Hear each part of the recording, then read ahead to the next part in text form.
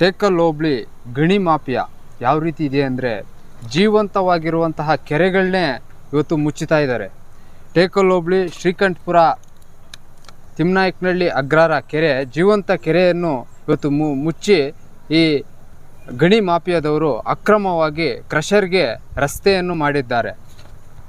April 30ನೇ ತಾರೀಕು ರಸ್ತೆ ಮಾಡೋಕ್ಕೆ ಹೋದಾಗ ಆಗಿನ ಜಿಲ್ಲಾಧಿಕಾರಿ ವೆಂಕಟರಾಜ್ ಅವರು ಆದೇಶ ಹೊರಡಿಸಿ ಆ ರಸ್ತೆನ ತಡೆಯಾಜ್ಞೆ ಮಾಡಿರ್ತಾರೆ. ಆದರೆ ಇದೇ 2 ತಿಂಗಳಲ್ಲಿ ಅಕ್ರಮವಾಗಿ ಶ್ರೀಕಂಠಪುರ ಕೆರೆಯಲ್ಲಿ ರಸ್ತೆ ನಿರ್ಮಾಣ ಮಾಡಿ ಇವರೇ ಕಾನೂನಿಗಿನ್ನ ದೊಡ್ಡವ್ರ ಥರ ಯಾವುದೇ ಅಧಿಕಾರಿಗಳಿಗೆ ಯಾವುದೇ ಇದಕ್ಕೆ ಬೆಲೆ ಕೊಡದೆ ಒಂಥರ ರಿಪಬ್ಲಿಕ್ ಆಫ್ ಟೇಕಲ್ ಹೋಬಳಿ ಗಣಿ ಮಾಫಿಯಾ ಆ ಥರ ಇದಾಗಿದೆ.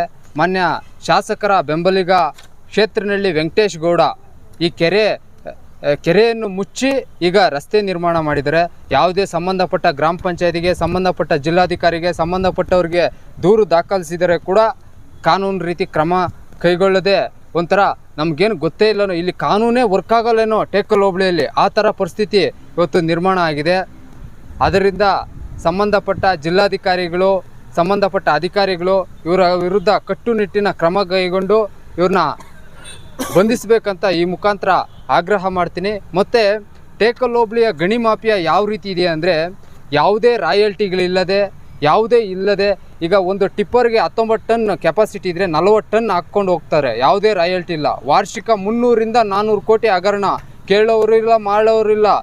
ಹೆಚ್ಚು ಕಡಿಮೆ ಇದು ಒಂಥರ ಕಾನೂನೇ ವರ್ಕ್ ಆಗೋಲ್ಲ. ಟೇಕಲ್ ಹೋಬಳಿಯಲ್ಲಿ ಒಂಥರ ರಿಪಬ್ಲಿಕ್ ಆಫ್ ಬಳ್ಳಾರಿ ಆಗಿಬಿಟ್ಟಿದೆ. ಬಳ್ಳಾರಿ ಹೆಂಗಿತ್ತು ಆಗ ರಿಪಬ್ಲಿಕ್ ಆಫ್ ಟೇಕಲ್ ಹೋಬಳಿ ಆಗಿಬಿಟ್ಟಿದೆ.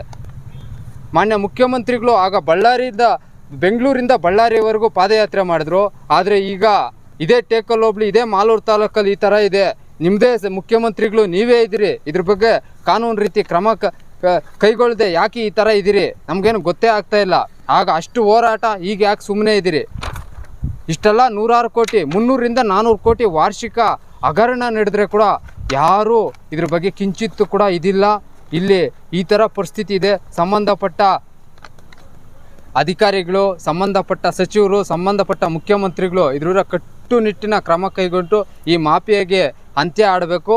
ಮತ್ತು ಆ ಕೆರೆಯಲ್ಲಿ ರಸ್ತೆ ಮಾಡಿದ್ರು 1 ತಿಂಗಳ ವಿರುದ್ಧ ತೆರವು ಮಾಡಿಲ್ಲ ಅಂದರೆ ಜಿಲ್ಲಾಧಿಕಾರಿಗಳ ಕಚೇರಿ ಮುಂದೆ ಉಪವಾಸ ಸತ್ಯಾಗ್ರಹ ಮಾಡಲಾಗುವುದಂತ ಈ ಮುಖಾಂತರ ನಾನು ಮನವಿ ಸಹ ಮಾಡ್ತೀನಿ.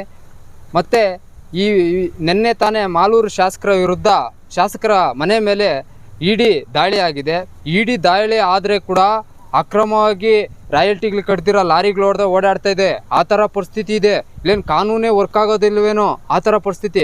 ಈ ಗಣಿ ಮಾಫಿಯಾದವರ ಅಕ್ರಮಗಳ ವಿರುದ್ಧ ತನಿಖೆ ಆಗಬೇಕು. ಇವ್ರನ್ನೆಲ್ಲ ಬಂಧಿಸಬೇಕು ಅಂತ ಈ ಮುಖಾಂತರ ನಾನು ಆಗ್ರಹಿಸ್ತೀನಿ.